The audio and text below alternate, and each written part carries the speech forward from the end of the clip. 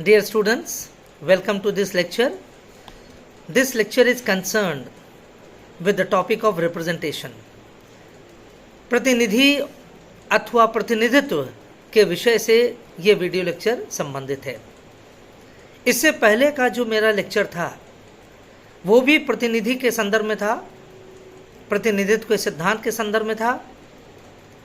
विभिन्न विचारकों ने क्या क्या कहा इस विषय पर, जैसे मैंने आपसे बात किया था about the theories given by the scholar L.P. Baradat। साथ ही साथ सैमुअल बियर ने जो विचार व्यक्त किए हैं उसके बारे में भी हमने आपसे बात किया था। दोनों ने क्या क्या सिद्धांत के बारे में बताया, ये सब मैंने पिछले लेक्चर में आपसे डिस्कस किया था। जो अभी तक वार्ता हुई है पिछले लेक्चर के आधार पर, उसके बेसिस पर एलन आर बॉल एक महत्वपूर्ण विचारक है। विचारक क्या, एक सोशल एक पॉलिटिकल साइंटिस्ट है, राजनीतिक विज्ञानी है। उसने अपनी पुस्तक मॉडर्न पॉलिटिक्स एंड गवर्नमेंट 1971 में पुस्तक आई थी। एलन आर बॉल, ये बड़ा पॉपुलर नाम है पॉलिटिकल साइंस में, विशेष रूप से कंपैरेटिव पॉलिटिक्स में। उनकी पुस्तक का नाम है मॉडर्न पॉलिटिक्स एंड गवर्नमेंट।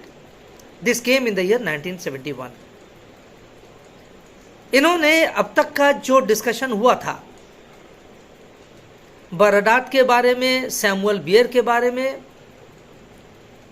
उन्होंने जो सिद्धांत दिए हैं, जो थ्योरीज ऑफ रिप्रेजेंटेशन दिया है, या प्रतिनिधि के बारे में जो कुछ कहा है उन्होंने, उसके आधार पर इन्होंने कहा कि हम मूल रूप से दो प्रकार के सिद्धांतों के विषय में बात कर सकते हैं जहां तक प्रतिनिधित्व के सिद्धांत का प्रश्न है।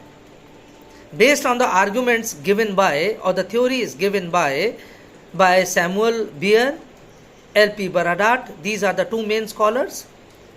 Alan Ball says there can be two broad categorizations of the theory of representation. पहली जो थ्योरी उसने बताया लिबरल डेमोक्रेटिक थ्योरी, और दूसरा उसने कहा सोशलिस्ट कम्युनिस्ट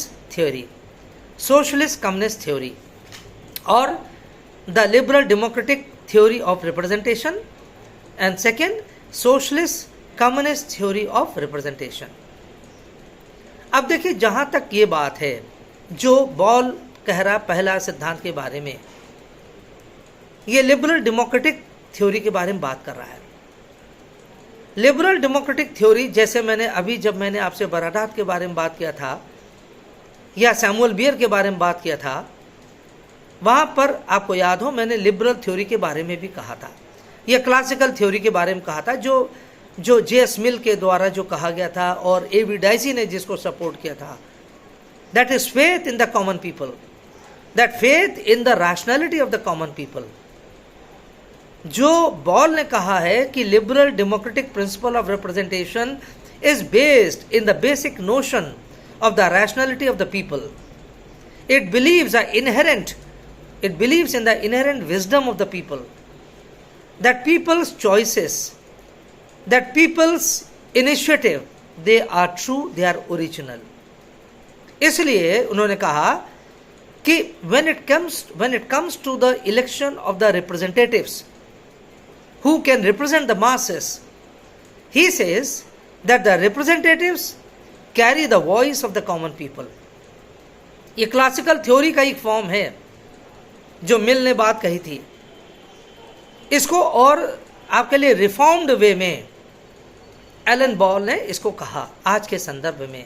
मिल की थ्योरी तो 18th सेंचुरी के संदर्भ में थी, 19th सेंचुरी के संदर्भ में थी, लेकिन एलन बॉल ने इसी क्लासिकल थ्योरी को रिफाइन करके 20वीं शताब्दी के अनुरूप इसको ढाला और कहा कि जो लिबरल डेमोक्रेटिक थ्योरी है उसमें आम जनता को एक समझदार और एक बुद्धिजीवी, एक तर्क युक्त प्राणी के रूप में देखा जाता है।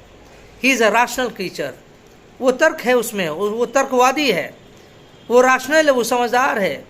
इसलिए अपने जिस प्रतिनिधि को वो चुनता है उस प्रतिनिधि का मूल दायित्व है कि आम जनता के या जिस जनता ने उसको चुनकर भेजा है उसके अधिकारों की रक्षा करे, उसके हितों की रक्षा करे।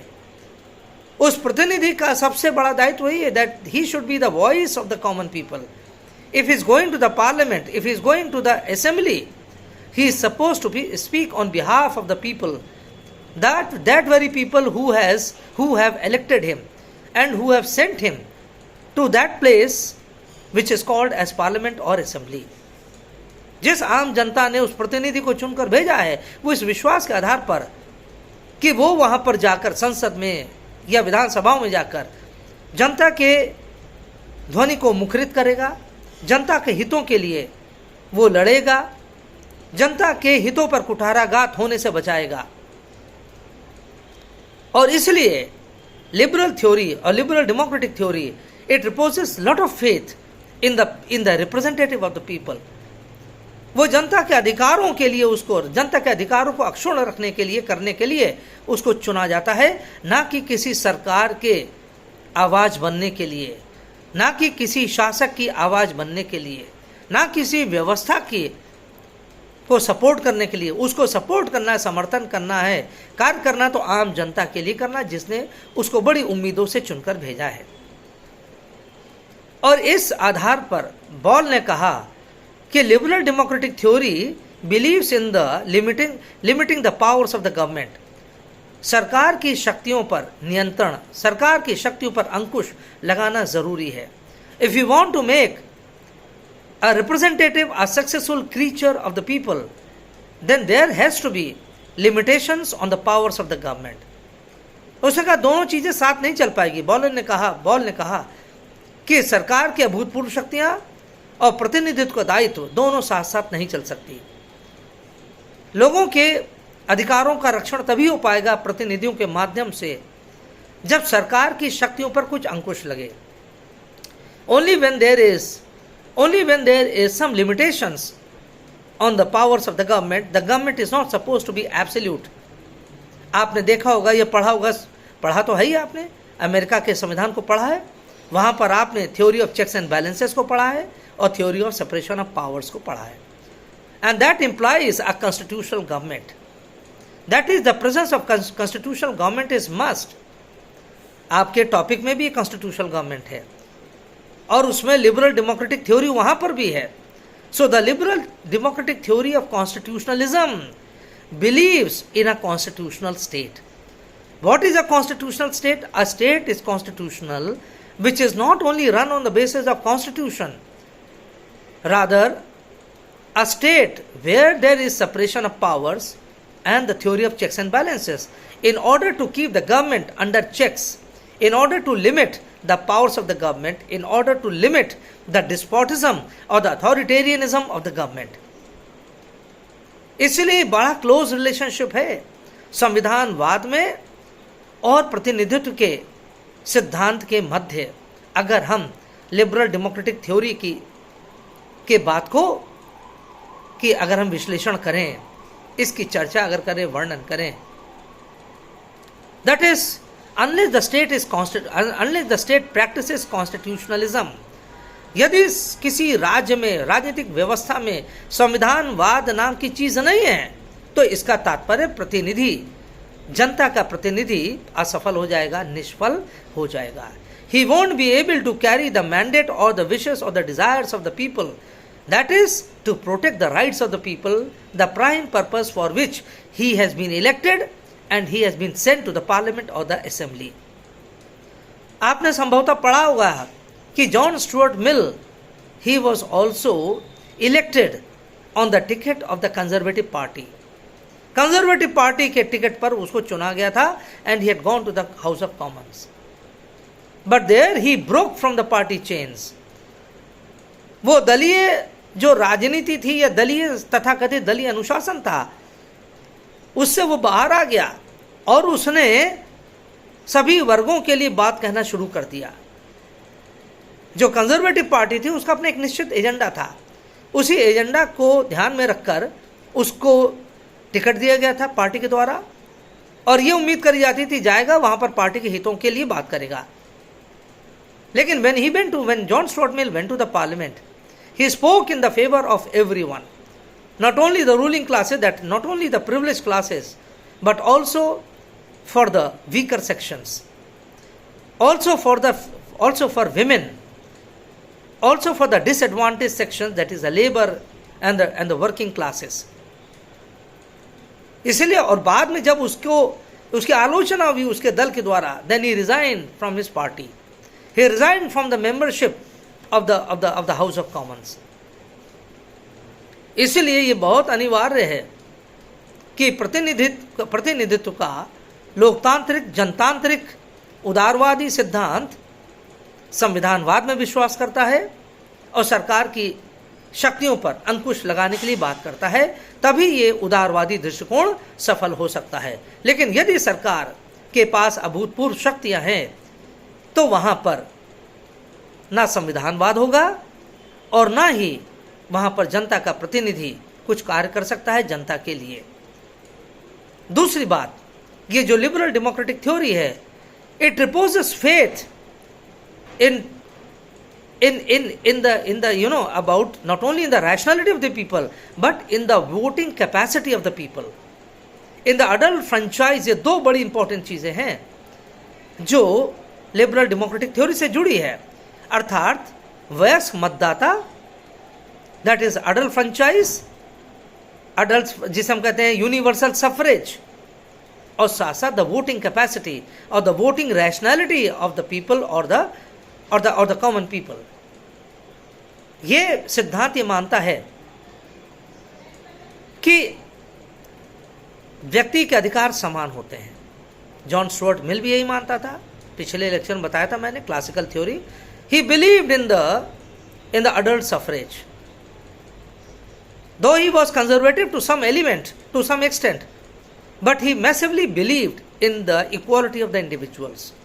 और इसलिए उसने कहा ये मतदान का अधिकार सार्वभौमिक रूप से वयस्कता के आधार पर, on the basis of adult suffrage, वयस्क मताधिकार सार्वभौमिक रूप से बराबरी से सबको मिलना चाहिए।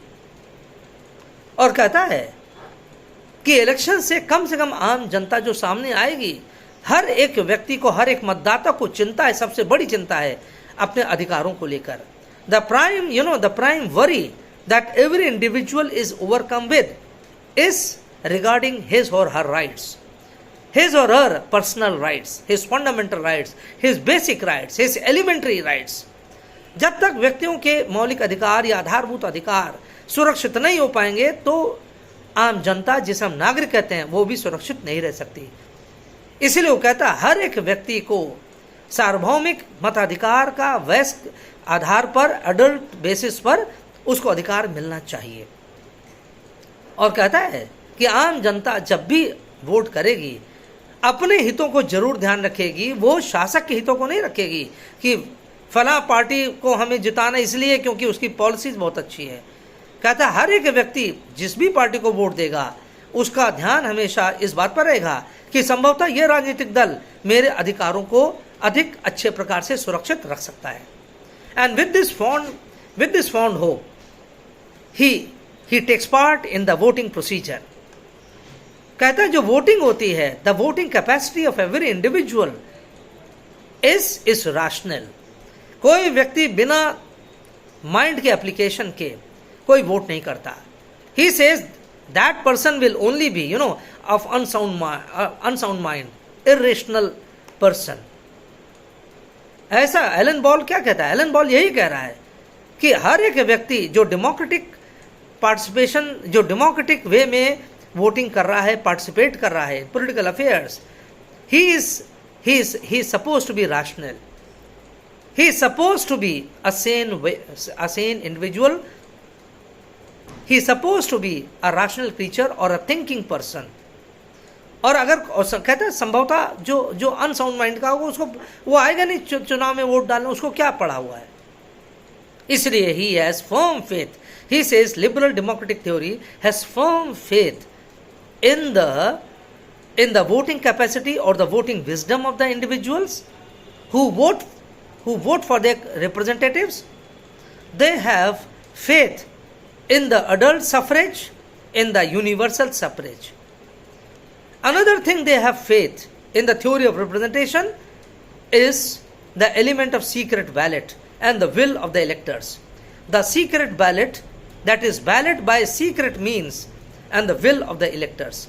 दो चीजें और कहता है कि गुप्त मतदान ये एक बहुत बड़ी बात होती है कि केवल लिबरल डेमोक्रेसी में हो सकती है, हर एक व्यवस्था में नहीं हो सकता है।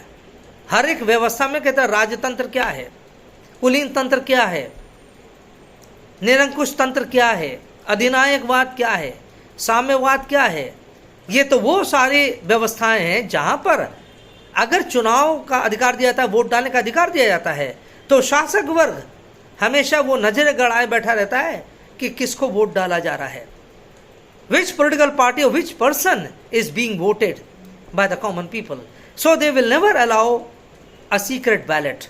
वो कभी भी गुप्त मतदान को स्वीकार नहीं करेंगे। They will instead use a proxy method of voting. वो कहीं ना कहीं उनका सर्विलांस बना रहेगा, भले ही सीक्रेट बैलेट हो, लेकिन वहां पर कोई ना कोई एजेंट बैठा रहेगा। आजकल तो हाई टेक्नोलॉजी आ गई है भाई। चाइना में क्या है, चाइना में भी लोग वोटिंग करते हैं, but why it is only the communist who are winning? In North Korea why only the Kim Jong Un is only winning?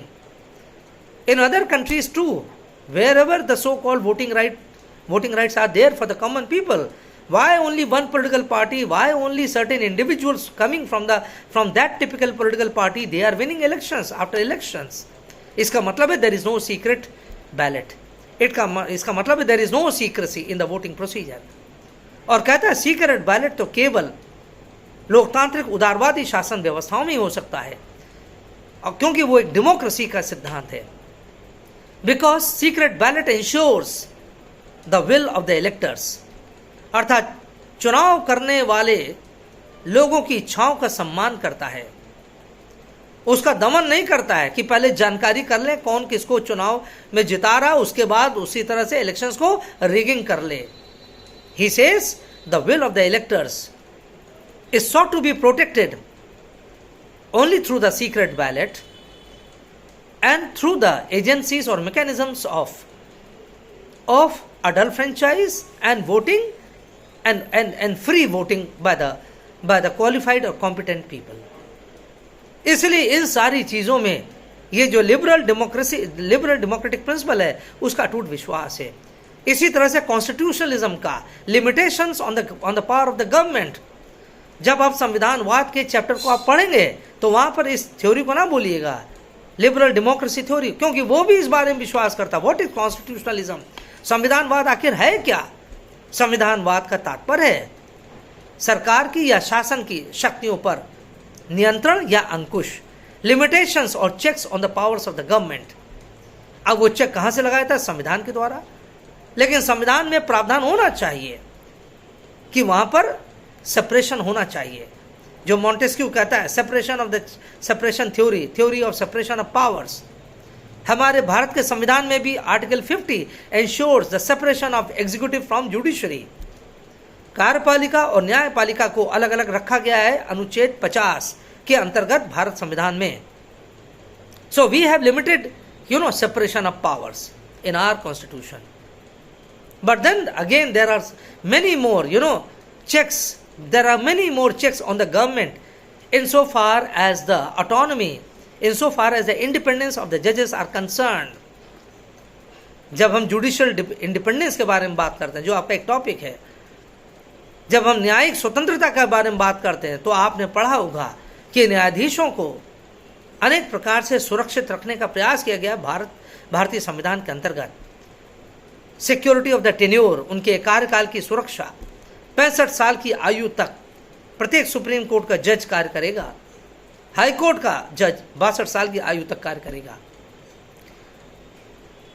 उसको अगर हटाया जाएगा तो एक बड़ी कठिन विषम प्रक्रिया के माध्यम से ही, और वो प्रक्रिया है यानी महाभियोग, इम्पीचमेंट। हालांकि थोड़ा ध्यान रखिएगा, the word impeachment is only reserved for the removal of the president under the Indian constitution. राष्ट्रपति को हटाने की प्रक्रिया को महाभियोग कहा जाता है, इम्पीचमेंट कहा जाता है। लेकिन एक सामान्य न्यायाधीश जो सुप्रीम कोर्ट या हाई कोर्ट में कार्य कर रहा है, उसको हटाने की प्रक्रिया को अपदस्थ करने की प्रक्रिया या हटाने की प्रक्रिया, तो महाभियोग तो केवल राष्ट्रपति पर लग सकता है। बाकी सुप्रीम कोर्ट या हाई कोर्ट जजेस को रिमूव किया जाता है, हटाया जाता है उनके पदों से एक निश्चित प्रक्रिया माध्यम से। तो इसलिए लिबरल डेमोक्रेटिक थ्योरी जो है कॉन्स्टिट्यूशनलिज्म में विश्वास करता है। ये थ्योरी विश्वास करती है in the limitations of the powers of the government. It beliefs in the fundamental rights of the people. It believes in the adult suffrage, free voting, secret ballot and the will of the electors. ये है liberal democratic theory according to Alan R Ball. दूसरा जो सिद्धांत ball साहब ने बताया है वो उन्होंने बताया द सोशलिस्ट कम्युनिस्ट पर्सपेक्टिव और द थ्योरी ऑफ रिप्रेजेंटेशन। साम्यवादी समाजवादी सिद्धांत यानी प्रतिनिधित्व का समाजवादी साम्यवादी सिद्धांत, इसको आप कह लीजिए द कलेक्टिविस्ट थ्योरी भी कहा जाता है। कलेक्टिविस्ट अर्थात जिसे आप कह ले समूहवादी सिद्धांत। लेकिन समूहवादी सिद्धांत से उतना क्लियर पर्सपेक्टिव नहीं मिलता है जितना सोशलिस्ट या कम्युनिस्ट थ्योरी ऑफ रिप्रेजेंटेशन के माध्यम से मिलता है। तो आप देखिए जो सोशलिस्ट या कम्युनिस्ट पर्सपेक्टिव है यह ठीक विपरीत है जो अभी हमने डिस्कस किया उदारवादी लोकतांत्रिक सिद्धांत के विषय में, उसका ठीक उल्टा है। ये जो कहता है ये सिद्धांत साम्यवादी या समाजवादी सिद्धांत जो कहता है वो ये मानता है कि that through elections that is the representatives are concerned with the representation of the community they come from. They are concerned with the whole community. They are concerned with the representation of the whole community. They are not individual representatives of one group or the other group. Since an individual comes from the community, चूंकि एक व्यक्ति किसी समुदाय से आता है इसलिए उसका दायित्व प्रतिनिधित्व करने का पूरा समुदाय के प्रति है। अगर वो साम्यवादी दल से आया है तो सभी वर्कर्स के लिए कार्य करेगा, सभी श्रमिकों के लिए कार्य करेगा, किसानों के लिए, कृषकों के लिए कार्य करेगा, मजदूरों के लिए कार्य करेगा या जरूरतमंद लोगों के लिए कार्य करेगा। वो सेगमेंट्स में कार्य नहीं करेगा कि कोई स्टूडेंट्स के लिए काम कर रहा है, कोई टीचर्स के लिए कर रहा है, कोई मैन्युफैक्चरर्स के लिए कर रहा है, कोई डॉक्टर्स के लिए कर रहा है। उसके वर्ग हित किसी विशेष वर्ग से नहीं बंधे होंगे। वो अगर कार्य करेगा तो सबके लिए करेगा, अन्यथा उसका कार्य करने का कोई औचित्य नहीं है। और इसलिए जो ये सिद्धांत है वो इस बात में विश्वास करता है कि जो इंडिविजुअलिस्टिक थ्योरी जो है, व्यक्तिवादी सिद्धांत जो है, ये उसको जस्टिफाई नहीं करता है। ये जो टेरिटोरियल डिविजन्स या ज्योग्राफिकल डिविजन्स के आधार पर जो कॉन्स्टिट्यूएंसीज बनाई जाती हैं डेमोक्रेटिक सोसाइटीज, उसमें विश्वास नहीं करता है। लोकतांत्रिक उदारवादी व्यवस्थाओं में चुनाव की प्रक्रिया निर्वाचन क्षेत्रों से होती है जो भौगोलिक क्षेत्रों के आधार पर होता है, लेकिन वो इस क्षेत्र को नहीं मानता है। साम्यवादी दल ये चुनाव की प्रक्रिया को इंडिविजुअल कॉन्स्टिट्यूंसीज के बेसिस पर या ज्योग्राफिकल डिमार्केशंस के बेसिस पर नहीं मानता है। वो कहता है ये तो बोर्जुआ को सत्ता में रखने का एक साधन है। उसका जो तात्पर्य है कि on the basis of class के बेसिस पर, वर्किंग क्लास से तात्पर्य क्या? वर्ग, समाज के जो विभिन्न वर्ग हैं, यानी कौन से? जो श्रमिक वर्ग है, जो मजदूर वर्ग है, महिलाएं हैं, बच्चे हैं, कृषक हैं या सामान्य जनता है, ये विशिष्ट वर्ग हैं। इन वर्गों के लिए ही प्रतिनिधियों का चुनाव किया जाता है और इसलिए उनके चुनाव में टेरिटोरियल डिविजन्स के बेसिस पर नहीं हो सकता है, कम्युनिटी के बेसिस पर, कम्युनिटी समुदाय के बेसिस पर, समुदाय के आधार पर राजनीतिक दल बनाए जाते हैं। ये महिलाओं से संबंधित राजनीतिक दल है, ये श्रमिकों से, ये कृषकों के।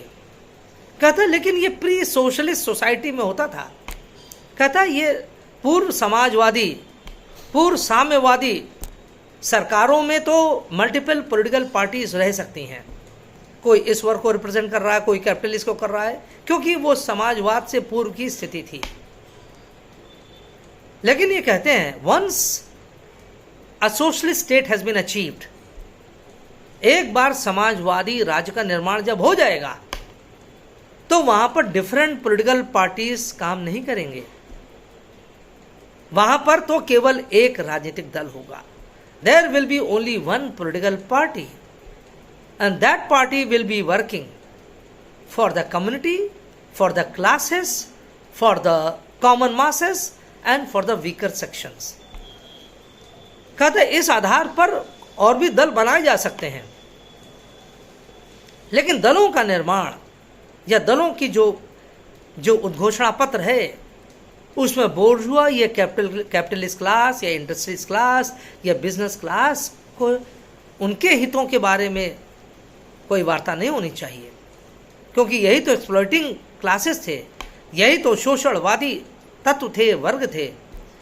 इसलिए कहता है एक साम्यवादी राज्य में जहां क्लासलेस सोसाइटी हो जाएगी, या समाजवादी राज्य में एक ऐसा राज्य जो समाजवाद के सिद्धांतों पर आधारित है, जो ऐसी सरकार, ऐसी शासन व्यवस्था जो समाज को सामने ध्यान में रखकर कर रहा है, चल रही है, उसमें केवल समाज के उन वर्गों को महत्व दिया जाएगा, उनके हितों का संरक्षण के बारे में बात कहा जाएगा जिनको अभी तक एक्सप्लॉइट किया गया है, जिनको अभी तक दबाया गया है, जिनके प्रति अन्याय और अत्याचार किया गया है। इसलिए दे से that in a state that is governed by the principles of socialism or a society where communism comes into play, that society or that state would be governed only through a political party, through one political party which represents the interests of the whole community, which represents the interest of the working classes, of the toiling masses, of the disadvantaged classes, not of the exploiting sections, not of the suppressing classes। इसलिए उन्होंने कहा जो bourgeois जो system है, जो आप कहते हैं कि जो वोटिंग, जो उसकी रेशनैलिटी ऑफ द इंडिविजुअल्स के बारे में बात करते हैं, जो राइट्स ऑफ द इंडिविजुअल्स के बारे में बात करता है, जो अडल्ट फ्रेंचाइज के बारे में बात करता है, सीक्रेट बैलेट के बारे में बात करता है, या जो बात करता है विल ऑफ द इलेक्टर्स के बारे में, कहता है ये सब दिस इज ऑल शैम, कुछ नहीं, केवल धोखा है, विश्वासघात है, ये केवल दिखावा है। These are the agents of the bourgeois state। कहता है ये तो बोर्जुआ क्लास का ये एक प्रक्रियाएं हैं। बोर्जुआ खुलकर काम नहीं करेगा इस तरह से, लेकिन उसके ये साधन हैं, उसके इंस्ट्रूमेंट्स हैं, adult franchise, voting behaviour, voting pattern, organization of constituencies on territorial और geographical divisions। उन्होंने कहा इन बोर्जुआ समाज में जो लिबरल डेमोक्रेटिक जो रिप्रेजेंटेशन सिस्टम होता है वो तो टोटली बोर्जुआ सिस्टम है, वहाँ केवल एक वर्ग विशेष के लिए कार्य किया जाता है। इसलिए ये जो कलेक्टिविस्ट पॉलिसी है, जो कलेक्टिविस्ट थ्योरी है, that is represented by the socialist or by the communist dimensions, it rejects the democratic liberal theory of representation and instead calls for the community based approach। It calls for the people's based approach। जन आधारित दृष्टिकोण को अपनाने के लिए बात करता है, समुदायवादी दृष्टिकोण को अपनाने का प्रयास करता है, व्यक्तिवादी दृष्टिकोण को रिजेक्ट करता है। अब देखिए एलन बॉल ने ये जो अभी तक का डिस्कशन हुआ था प्रीवियस लेक्चर में, उसके आधार पर उसने विभिन्न बातें बताया, ये उसका क्रक्स है ना। अच्छा अब देखिए बड़ा कंफ्यूज है, इसलिए कहा गया है जितने भी हमने अभी तक आपको थिंकर्स के नाम में बारे में बात किया, यानी कॉन्स्टिट्यूशनल ये जो कंपैरेटिव पॉलिटिक्स के जो क्रिटिक्स है या सोशल साइंटिस्ट है, जितने भी हमने आपसे डिस्कस किए हैं, ये सब एक बात पर तो कम से कम सहमत हैं, that the issue of representation is not simple. Defining representation, defining the functions of the representatives is very very difficult। इन्होंने बार बार कहा है कि हम किसको माने कि ये ट्रू रिप्रेजेंटेटिव है।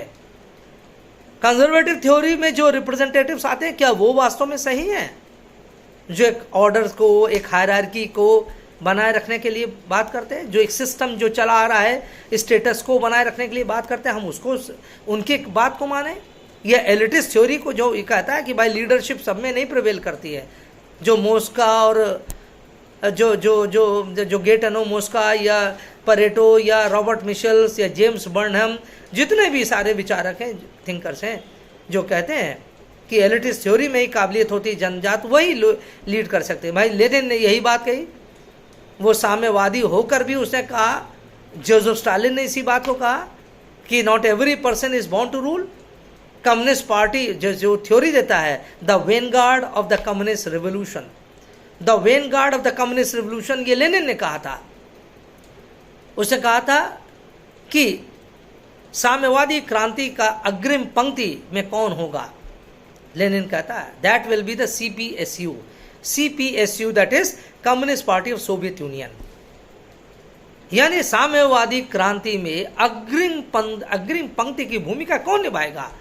एक आम श्रमिक निभाएगा, आम मजदूर निभाएगा, आम जनता निभाएगी, या कोई और निभाएगा? तो लेनिन ने कहा क्योंकि सबके पास, आम मजदूर के पास प्रतिभा नहीं होती है कि वो नेतृत्व के उसके पास गुण हो, वो तो हमेशा बेचारा दासत्व में रहा है, हमेशा अत्याचार उसे सहा है, इसलिए वो अपनी, उसकी बुद्धि अब नहीं चल पाती है, इसलिए उसको एक ऐसे प्रबुद्ध संगठन की आवश्यकता है जो उसको दिशा निर्देश दे सके। और इसलिए लेनिन ने कहा, अपनी पुस्तक में लिखता what is to be done, क्या किया जाना चाहिए, what is to be done, उसमें लिखता है कि that is the communist party of Soviet Union shall be the vanguard of the communist revolution. तो क्या हम लेनिन की बात को सही माने, या जोसेफ स्टालिन ने इसको और ज्यादा डिस्टोर्ट कर दिया?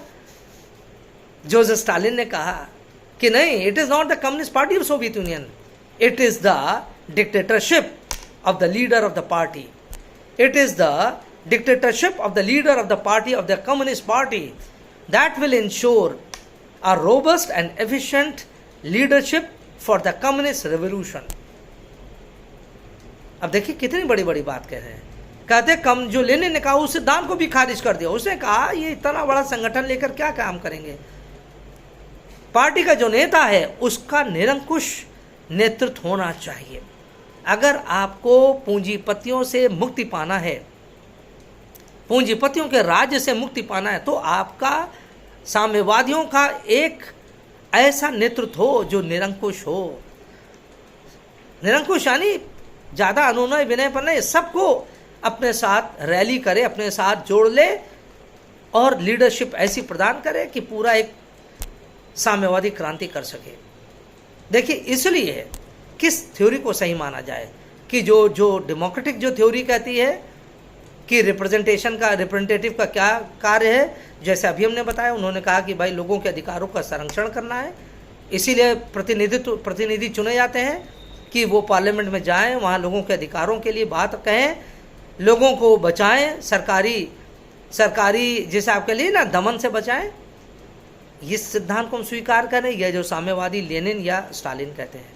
सो there is so much of confusion, किसको सही प्रतिनिधि माना जाए, प्रतिनिधि के कार्य क्या है, प्रतिनिधि के दायित्व क्या है, क्या प्रतिनिधि के अपनी आवाज होना चाहिए या वो पार्टी के हितों से बंधा होना चाहिए। जैसे जॉन स्टुअर्ट मिल, वो चुने गए थे तो पार्टी के द्वारा चुने गए थे, लेकिन जब संसद पहुंचे तो वहां उन्होंने पार्टी की जंजीरों को तोड़ दिया। इसलिए यह बहुत बड़ा प्रश्न बना हुआ। इसीलिए जो रिप्रेजेंटेशन की और रिप्रेजेंटेटिव की जो परिभाषा है वो बड़ी क्लिष्ट है और इसके ऊपर कोई यूनानिमिटी अभी तक नहीं हो पाई है। इसीलिए एक आप कह लिए कि एक पॉलिटिकल साइंटिस्ट है जिसका नाम है Gerhard Lowenberg, Gerhard GERHARD, Gerhard Lowenberg, LOWENBURG,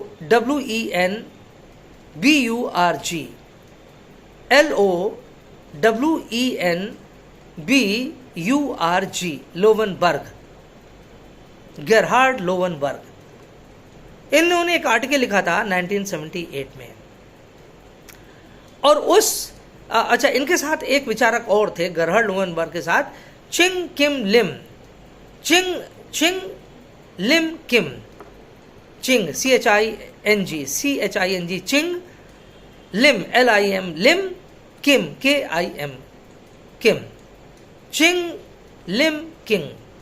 और इन्होंने एक आर्टिकल लिखा था 1978 में, और उसके पुस्तक का, उस आर्टिकल का नाम था comparing the responsiveness of the parliaments, comparing the responsiveness of the parliaments, अर्थात हिंदी में ट्रांसलेट करें, संसदों की, comparing the responsiveness of the parliaments, यानी संसदों में या संसदों की रिस्पॉन्सिवनेस, यानी रिस्पॉन्सिव कहते हैं ना, उनकी पहल का एक तुलनात्मक अध्ययन, कौन कितना रिस्पॉन्सिव है, कौन कितना अपनी बात कहने के लिए आगे आता है, रिस्पॉन्सिव, यानी कौन कितना रिस्पॉन्स देता है।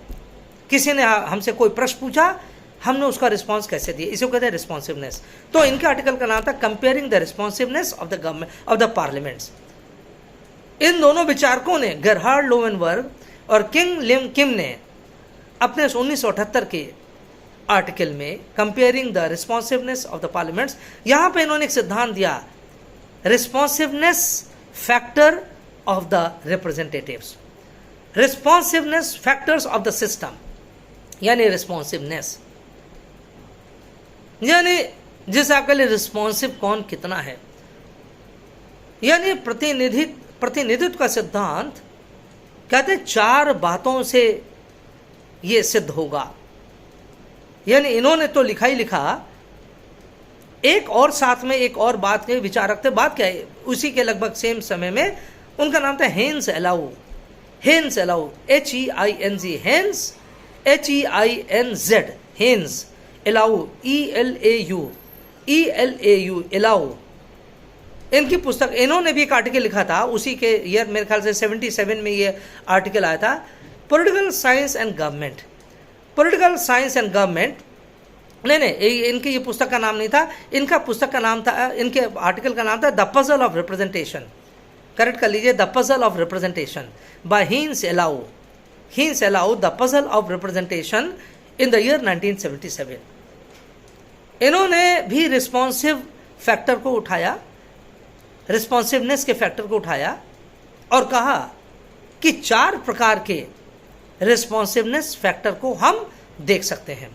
किसी सिस्टम में रिस्पॉन्सिवनेस का क्या स्तर है, what is the status, what is the level of responsiveness in a particular system. System से तात्पर्य क्या वो डेमोक्रेटिक सिस्टम है या नॉन डेमोक्रेटिक सिस्टम है, वो वेस्टर्न सिस्टम है या नॉन वेस्टर्न सिस्टम है, वो ईस्टर्न कंट्री है या वेस्टर्न कंट्री है, वो नॉर्दर्न कंट्री है या ग्लोबल साउथ की कंट्री है। किसी भी कंट्री में किसी भी सिस्टम को अगर हमें इफेक्टिवनेस देखना है तो कहता है कि हमें उसके रिस्पॉन्सिवनेस के फैक्टर को स्टडी करना चाहिए। और हेन्स एलाउ ने 4 प्रकार के फैक्टर्स को बताया। पहला इन्होंने कहा पॉलिसी रिस्पॉन्सिवनेस, पॉलिसी रिस्पॉन्सिवनेस अर्थात नीति संबंधित प्रतिक्रिया, नीति संबंधित प्रतिक्रिया तो रिएक्शन हो जाएगा, रिस्पॉन्सिव। अब आप इस रिस्पॉन्सिवनेस का हिंदी तो हमें एकदम तुरंत नहीं याद आ रहा है, तो ये आप डिक्शनरी से देख लीजिएगा। तो पॉलिसी रिस्पॉन्सिवनेस अर्थात नीति के आधार पर कैसा रिस्पॉन्स है, कैसा प्रत्युत्तर है। दूसरा उन्होंने कहा सर्विस रिस्पॉन्सिवनेस, सर्विस यानी सेवा के आधार पर कैसा रिस्पॉन्स है। किसी पॉलिटिकल सिस्टम में जो एक रिप्रेजेंटेटिव जो रिस्पॉन्स दे रहा है उसका दूसरा आधार कहता है सर्विस रिस्पॉन्सिवनेस। तीसरा उसे कहा है अलॉटमेंट रिस्पॉन्सिवनेस, अलॉटमेंट आवंटन संबंधी रिस्पॉन्सिवनेस, आवंटन संबंधी responsiveness that is allotment responsiveness. और चौथा उन्होंने कहा सिंबॉलिक रिस्पॉन्सिवनेस, सिंबॉलिक रिस्पॉन्सिवनेस। यानी 4 प्रकार के हेन्स एलाउ ने स्पेशली ये हेन्स एलाउ ने कहा। ये 77 में इन्होंने आया, इन्होंने आर्टिकल लिखा, और 78 में जो हमने बताया था गरहार्ड लोवेनबर्ग और चिंग लिम किम ने अपना आर्टिकल लिखा comparing the responsiveness of the government. इन दोनों, ये जो दोनों प्रकार के विचारक है, दोनों प्रकार के आर्टिकल है, इसके बेसिस पर 4 प्रकार के रिस्पॉन्सिवनेस फैक्टर को देखा गया। पहला जो है पॉलिसी रिस्पॉन्सिवनेस, अर्थात एक रिप्रेजेंटेटिव किस प्रकार के पॉलिसी को बनाता है अपने रिप्रेजेंट करने वाली जनता के लिए। एक प्रतिनिधि किस प्रकार की नीति का निर्माण करता है, ये करवाता है व्यवस्था से उन व्यक्तियों के लिए जिसका प्रतिनिधित्व कर रहा है पार्लियामेंट में। That is called the policy responsiveness. अर्थात अगर आम जनता ने उसको चुनकर भेजा है कि भाई आप नौकरियों के बारे में बात करिएगा, हमारे हितों के लिए बात करिएगा, हमारी शिक्षा के लिए बात करिएगा, हमें इन सुविधाओं की आवश्यकता है, आप उसके लिए बात करिएगा, तो अगर वो चुना हुआ प्रतिनिधि संसद में जाता है तो वो कितने इस प्रकार की पॉलिसीज का निर्माण कर सकता है जिससे उसकी कंस्टिट्यूएंसी के लोगों को फायदा हो सके जो उससे वो उम्मीद कर रहे हैं। This is called the service responsiveness, this is called the policy responsiveness. दूसरा उसने कहा सर्विस रिस्पॉन्सिवनेस, सेवा, यानी एक प्रतिनिधि किस प्रकार का सेवा प्रदान कर रहा है अपनी जनता को। चुनकर तो आ गए, प्रतिनिधि तो बनकर आ गए, क्या अब आप सतत रूप से उनकी सेवा कर पा रहे हैं? आप बराबर are you in touch with your constituency, with the people of your constituency? Are you redressing the grievances? Are you available? Are you accessible to your own people? This is called service responsiveness. आप जनता के लिए उपलब्ध हैं, दिन रात की नहीं उपलब्ध हैं।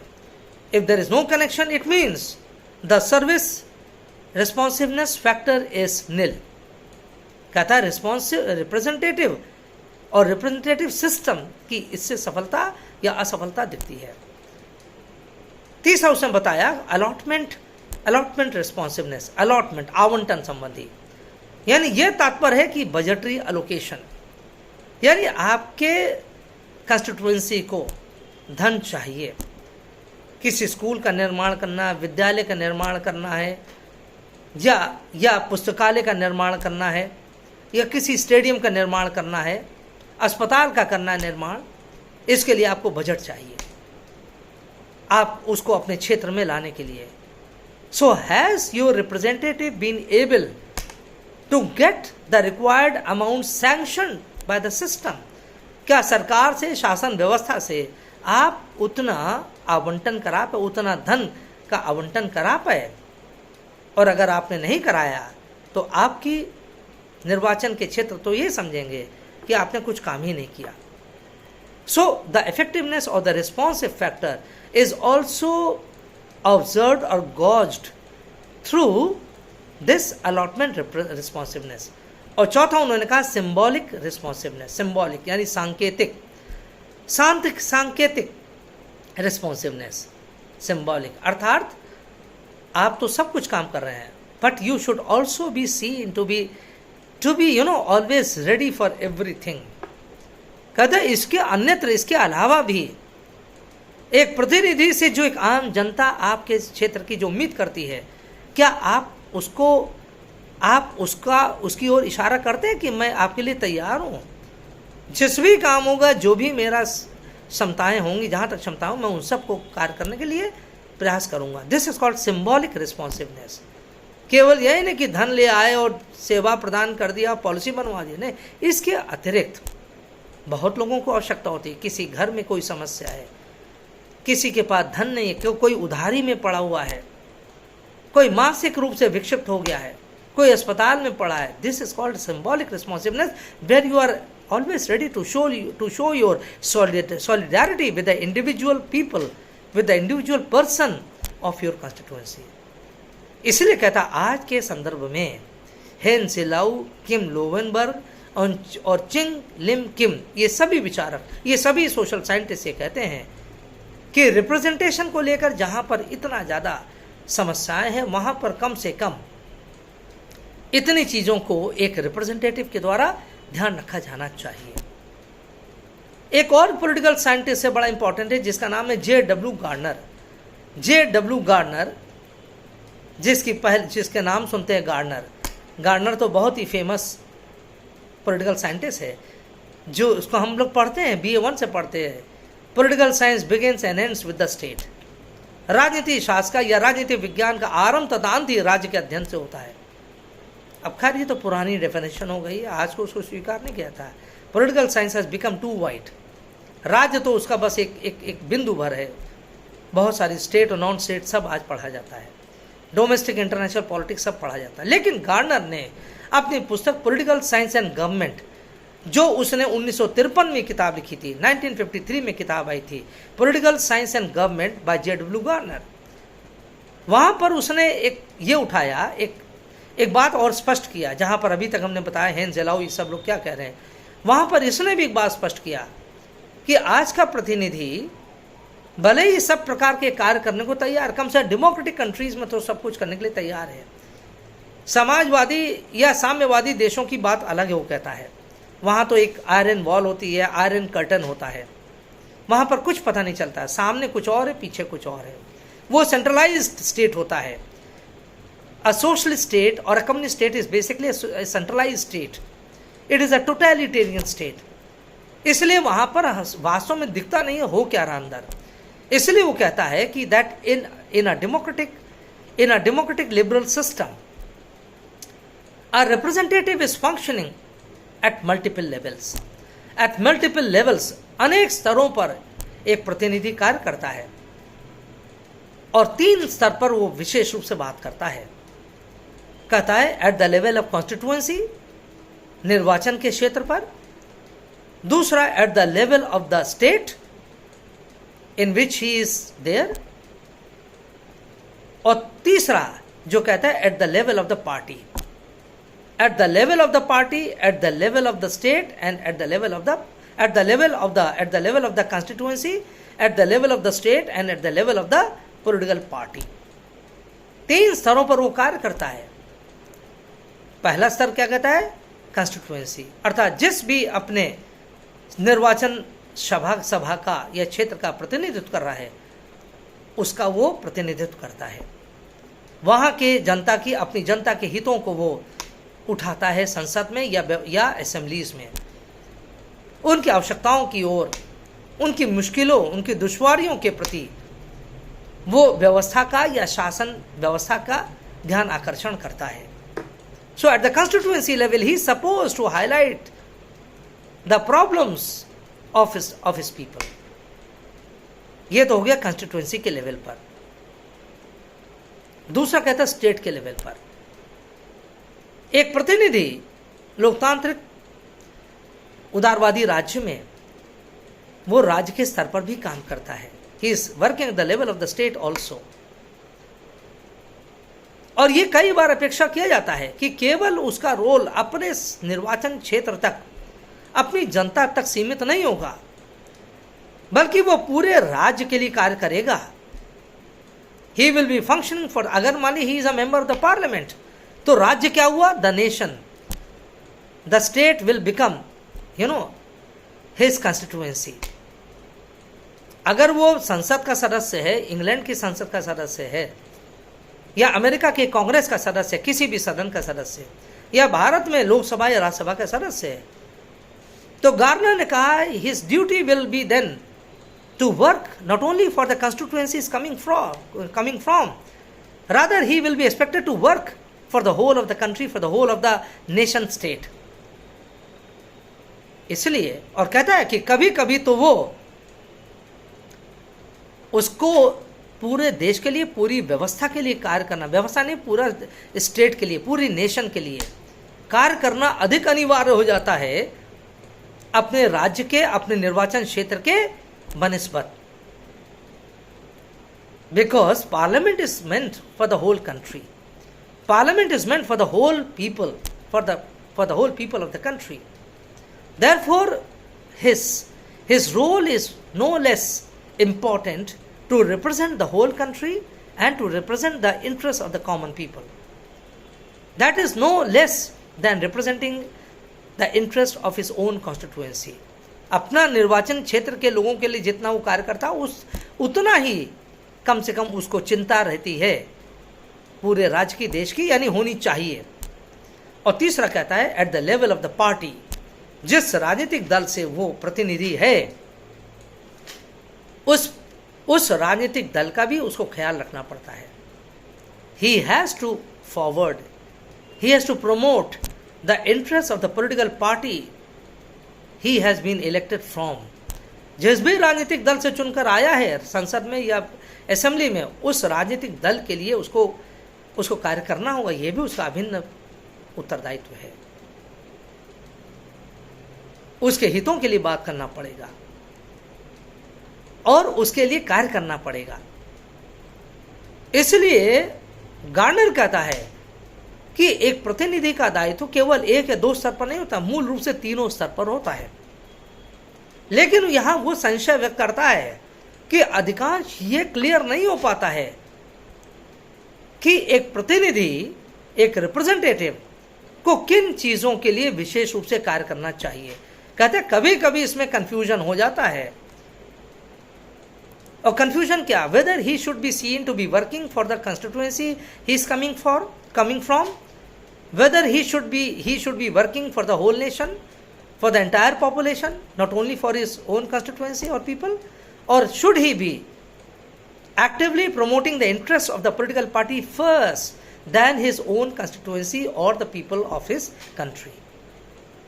इसलिए कहते हैं तीनों में ये अक्सर कंफ्यूजन हो जाता है कि एक प्रतिनिधि क्या वो राजनीतिक दल के लिए मूल रूप से कार्य करे, अपने कंस्टिट्यूएंसी निर्वाचन क्षेत्र से ज़्यादा अपनी जनता के लिए, अपने राजनीतिक दल के इंटरेस्ट के लिए बात करे, अपने नेता के लिए बात करे, अपने पार्टी प्रेसिडेंट के लिए बात करे, या अपने निर्वाचन क्षेत्र के आम व्यक्तियों के लिए बात करे, या देश के लिए बात करे, पूरी व्यवस्था के लिए बात करे। तो कहता है अक्सर ये समझ में नहीं आता है। Most often it is not clear what is the line of distinction for a common representative. एक आम प्रतिनिधि के लिए किस स्तर पे काम करना चाहिए, ये चीजें क्लियर नहीं हो पाती है। इसलिए कहता है, लेकिन फिर भी वो कहता है कि भाई लिबरल डेमोक्रेटिक सिस्टम में एक प्रतिनिधि कई स्तरों पर काम करता है, कई इंटरेस्ट के लिए काम करता है। वो इंटरेस्ट आर्टिकुलेशन के लिए, इंटरेस्ट प्रमोशन के लिए बात करता है, हितों के इंटरेस्ट एग्रीगेशन, इंटरेस्ट आर्टिकुलेशन और इंटरेस्ट प्रमोशन। जो आमंड ने बात किया था, आमंड जो बात करता है जब पॉलिटिकल सिस्टम के बारे में बात करता है, he is also American, Gardner is also American, both come from the liberal countries, both come from the democratic countries। इसलिए इनका मानना है कि एक प्रतिनिधि का मूल जो कार्य है वो इंटरेस्ट एग्रीगेशन, हितों का समन्वयीकरण करना, इंटरेस्ट एग्रीगेशन है हितों को जोड़ना, दूसरा इंटरेस्ट आर्टिकुलेशन, विभिन्न वर्गों के हितों को पहले समग्र करना, उनको सुनना और उसके बाद आर्टिकुलेट करना। आर्टिकुलेट यानी उसको ध्वनि देना, उसको वॉइस देना, संसद में बैठकर या प्रोविंशियल असेंबलीज में बैठकर उसको आगे बढ़ाना, उसके लिए बात करना, लड़ाई करना, उसके लिए बात करना या एडवोकेसी करना। इंटरेस्ट प्रमोशन, उनके हितों को आगे बढ़ाना। कहता है ये कहता है, गार्नर कहता है ये इसका मूल दायित्व होता है एक लिबरल डेमोक्रेटिक कंट्रीज के में। इसलिए आज के संदर्भ में जब हम रिप्रेजेंटेशन के सिद्धांत के बारे में बात करते हैं, बहुत ज़्यादा महत्व है, लेकिन इतना सरल भी नहीं है कि रिप्रेजेंटेटिव हम किसको कहेंगे, ट्रू रिप्रेजेंटेटिव किसको कहेंगे, एक्चुअल थ्योरी ऑफ रिप्रेजेंटेशन हम किसको मानेंगे। क्योंकि जो सेंट्रिस्ट, जो थ्योरिस्ट हैं, जो कलेक्टिविस्ट थ्योरीज हैं, अर्थात जो सोशलिस्ट या कम्युनिस्ट जो थिंकर्स हैं या सोशल क्रिटिक्स हैं, पॉलिटिकल साइंटिस्ट हैं, वो कहते हैं कि जो लिबरल डेमोक्रेटिक सिस्टम है, that is basically bourgeois system. That bourgeois is always concern with its protection of interest more than the protection of the interest of the common people। कि जो bourgeois state है, जो capitalist state है, वहाँ पर मूल ध्यान आम जनता पर नहीं दिया जाता है, विशेष रूप से कमज़ोर वर्गों पर नहीं दिया जाता है। वहाँ पर तो धनाढ्य वर्गों पर, वहाँ पर तो जो पूंजीपति है उसके अधिकारों पर, उसके इंटरेस्ट पर, वहाँ पर तो मार्केट के ऊपर, बाजार पर, वहाँ पर तो इन्वेस्टर के ऊपर, कौन इन्वेस्ट कर सकता है। वहां पर तो फाइनेंशियल इश्यूज को लेकर, बिजनेस को लेकर, कॉर्पोरेट को लेकर उनका वो मूल फोकस ये होता है। इसलिए कभी भी लिबरल डेमोक्रेटिक सिस्टम में जो रिप्रेजेंटेटिव होगा वो हमेशा धन से या धनाढ़ वर्गों से जुड़े हुए जो प्रिविलेज क्लास है उनके लिए बात करेगा, आम जनता का कोई फिक्र नहीं करता है। ये जो कम्युनिस्ट या सोशलिस्ट पर्सपेक्टिव कहता है, जो कलेक्टिविस्ट या सेंट्रिस्ट पर्सपेक्टिव कहता है, जो समूहवादी या केंद्रीयवादी जो पर्सपेक्टिव है, दृष्टिकोण है प्रतिनिधित्व का, वो ये बात करते हैं। इसीलिए लॉर्ड एक्टन ने कहा था, पिछले वीडियो में हमने बताया था, the theory of representation is the most vital invention of the modern times. आज के समय का, आधुनिक युग का सबसे महत्वपूर्ण विषय प्रतिनिधित्व का सिद्धांत हो गया, या प्रतिनिधि का विषय हो गया है, प्रतिनिधि का विषय हो गया, प्रतिनिधि का मुद्दा हो गया है। और इससे जुड़े हुए तमाम जो डायमेंशंस हैं, प्रतिनिधि कौन होगा, उसकी परिभाषा कौन होगी, कौन जेन्युइन होगा, किस थ्योरी को हम स्वीकार करें, क्या ना स्वीकार करें।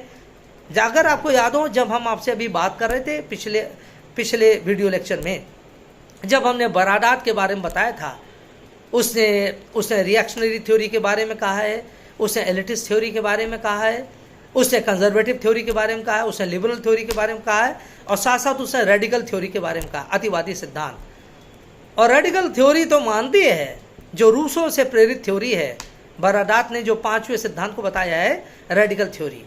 तो रेडिकल थ्योरी तो कहता है सारे सिद्धांत प्रतिनिधित्व के बेकार हैं। वास्तविक सिद्धांत तो यह है कि डायरेक्ट रिप्रेजेंटेशन ही वास्तविक होता है, that is no indirect representation. जनता अपने प्रतिनिधियों को चुनकर कभी भी अपने हितों का संरक्षण नहीं कर सकती। जनता अपने अधिकारों को सुरक्षित स्वयं अपनी प्रत्यक्ष भागीदारी से, प्रत्यक्ष पॉलिटिकल पार्टिसिपेशन से, प्रत्यक्ष लेजिस्लेटिव एक्टिविटीज से ही काम कर सकती है। और इनका मानना है कि अगर आज के संदर्भ में ये संभव नहीं है, if direct democracy is no more possible, प्रत्यक्ष लोकतंत्र आज के संदर्भ में नहीं है, तो ये बेकार है। ऐसे प्रतिनिधित्व के सिद्धांत की कोई आवश्यकता ही नहीं है। लेकिन फिर ये जो रेडिकल थ्योरी है, इस रेडिकल थ्योरी को जो सोशलिस्ट या कम्युनिस्ट जो पर्सपेक्टिव है, जो अभी हम आपसे डिस्कस कर रहे थे, ये जो सोशलिस्ट या कम्युनिस्ट पर्सपेक्टिव है, थ्योरी है, वो इस रेडिकल थ्योरी के कुछ अंशों को ग्रहण करती है। और ये कहती है, जो सोशलिस्ट पर्सपेक्टिव है, सेंट्रिस्ट पर्सपेक्टिव है, कलेक्टिविस्ट पर्सपेक्टिव है, उसने कहा कि आज के संदर्भ में direct participation of the people is not possible in the process of governance. लेकिन कम से कम उन्होंने कहा है हम जो डायरेक्ट डेमोक्रेसी के जो मैकेनिज्म्स हैं, जैसे उन्होंने कहा रिकॉल का सिस्टम, रिकॉल वापस बुलाना, हम उसको फॉलो करते हैं। हमारे यहाँ सोशल एक्टिविस्ट हैं, हमारे यहाँ सोशल मूवमेंट चलते हैं, हमारे यहाँ ट्रेड यूनियंस हैं, श्रमिक संघ हैं, हमारे यहाँ पॉलिटिकल पार्टीज या प्रेशर ग्रुप्स हैं, और ये डेडिकेटेड प्रेशर ग्रुप्स या पॉलिटिकल पार्टीज हैं, ये डेडिकेटेड या एक्सक्लूसिव ट्रेड यूनियंस हैं, हमारे सोशल एक्टिविस्ट हैं, हमारे लोकल वर्कर्स हैं जो जनता से दिन रात जुड़े हैं। इसलिए हम कांस्टेंट मॉनिटरिंग करते रहते हैं। Therefore, we are constantly monitoring कि how this system could be, how the system of representation could be insulated from any kind of spoliation, how this system of representation could be strengthened। और उन्होंने कहा ये जो radical theory है, उस radical theory के हम मैकेनिज्म को हम अपनाते हैं। जो रेडिकल ये जो कम्युनिस्ट पर्सपेक्टिव के जो लोग हैं, आज के समय में जो लोग हैं, जो भी एक राइटर है, एक आम राइटर है जो कम्युनिस्ट पर्सपेक्टिव को लेकर चल रहा है, वो सब इसी बात को लेकर चल रहे हैं कि हमारे यहाँ सिस्टम ऑफ रिकॉल है। अगर हमारे यहाँ वो बोर्जुआ सिस्टम नहीं है कि एक को अगर बैठा दिया तो वो तब तक रहेगा जब तक फिक्स टेन्योर है। कहते हैं ये फिक्स टेन्योर का सिस्टम हमारे कंट्री में नहीं है। फिक्स टेन्योर की जगह कहते हैं हमारे यहाँ इफेक्टिव सिस्टम ऑफ गवर्नेंस हम लोग बात करते हैं। इफेक्टिव टेन्योर के बारे में बात करते हैं। अगर किसी पदाधिकारी का सार्वजनिक जो पद पर बैठा है, अगर वो एफिशिएंट है, पब्लिक इंटरेस्ट में काम कर रहा है, अगर वो सही तरीके से काम करेगा, he will be allowed to function on his role. But if he is not working in the interest of the people, then he will be removed from his public position. इसलिए कहते हैं कि हमारे अगर सोशल एक्टिविस्ट है, जो local activist है, जो तमाम तरह के मूवमेंट चल रहे हैं, जो हमारे कम्यून्स है, लेनिन कहता था कम्यून्स, लेनिन ने स्टेट नाम की शब्दावली को स्वीकार नहीं किया, उसने कम्यून्स के बारे में बात किया है।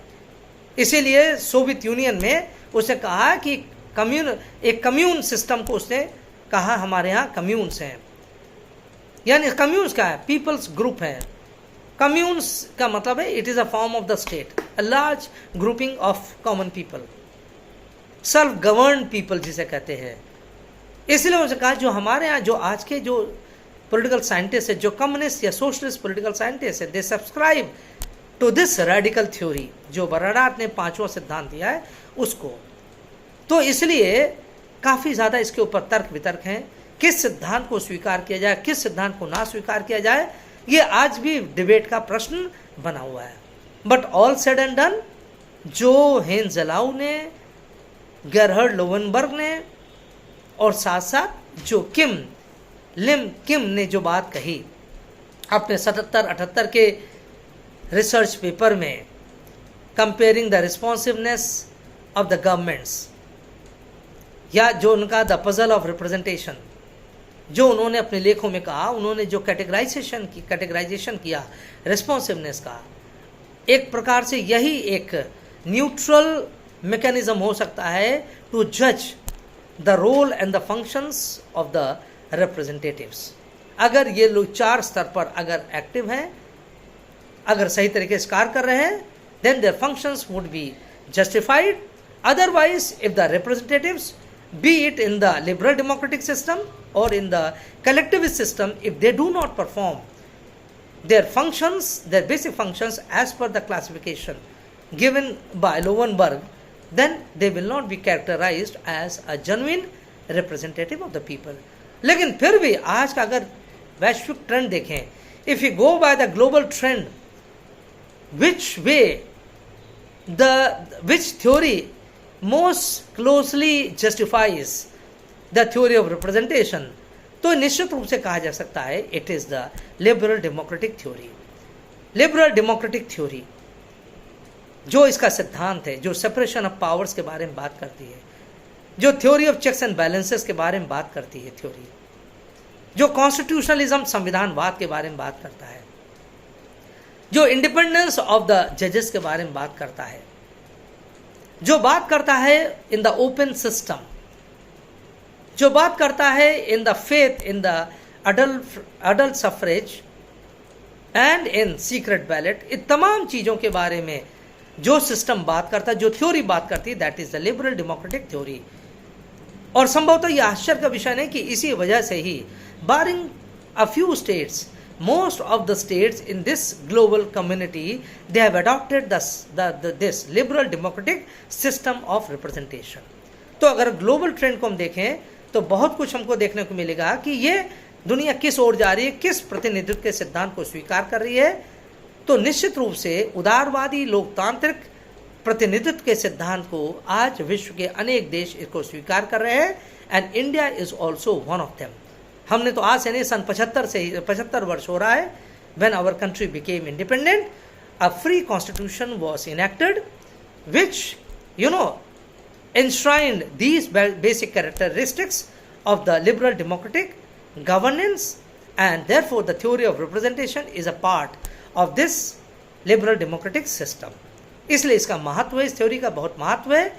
यूँ तो बहुत सारी थ्योरीज हैं, लेकिन इन सभी थ्योरीज में जो सबसे विश्वसनीय माना जाता है वो liberal democratic theory of representation. तो प्रिय विद्यार्थियों, आज की बात यहीं समाप्त करेंगे। यहीं पर ये चैप्टर यहीं पर आज समाप्त हुआ। तो अगले वीडियो लेक्चर में मैं एक अन्य विषय के साथ आऊँगा और जल्दी ऐसा करूँगा। So thank you so much, thanks a lot for your patience.